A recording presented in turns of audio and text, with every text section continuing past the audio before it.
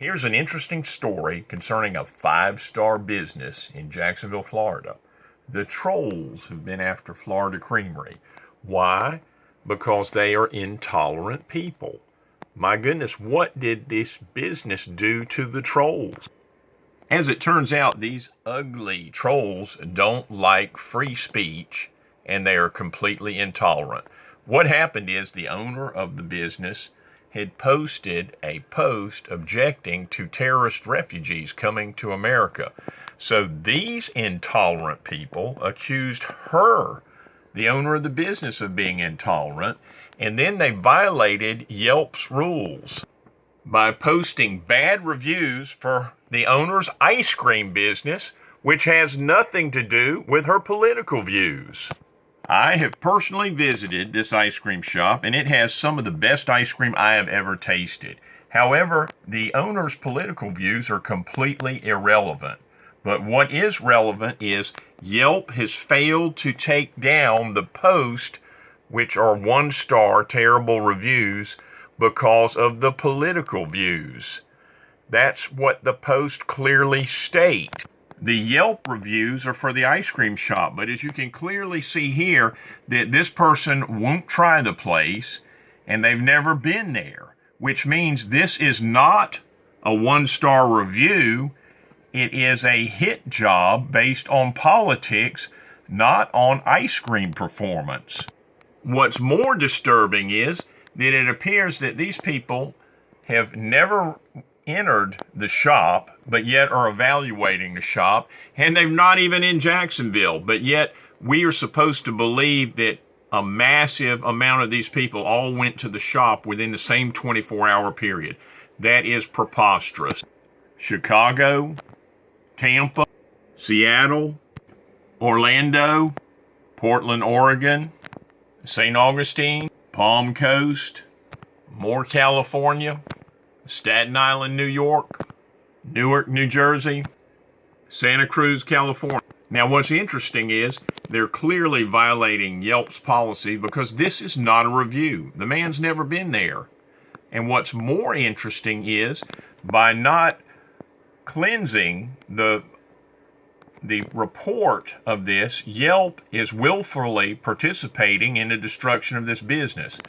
I intend to personally contact the owner and have her contact Morgan & Morgan because her clientele is being destroyed and Yelp is culpable in this. Now let's look at this fraudulent report. It says that the owner of this establishment is a hateful bigot and anyone who spends their hard-earned money there should be ashamed of themselves. I will never set foot in this store, which means you've never been a customer, but yet you're giving a one-star review. Shame on you, Justin. Now, here's what's really interesting about this. Apparently, the owner had posted negative comments, and she was arguing in an ugly fashion with some leftists about terrorist refugees coming to America. And now they're calling her a hateful bigot. Well, the last time I noticed that when they're calling her racist and everything, terrorist is not a race. It's an ideology. These poor people making these silly, ridiculous claims are very easily fooled. They're being used by whoever created the story that she was a racist. They're so easily fooled it's laughable. But the sad thing is that they've participated in a destruction of this person's business. All of these negative posts from all over the country came in on July 19th and July 20th, approximately that date. So if we go back to see what really happened before that, we'll look at the older reviews, and what do we have? Hey, there's some African Americans giving 5-star.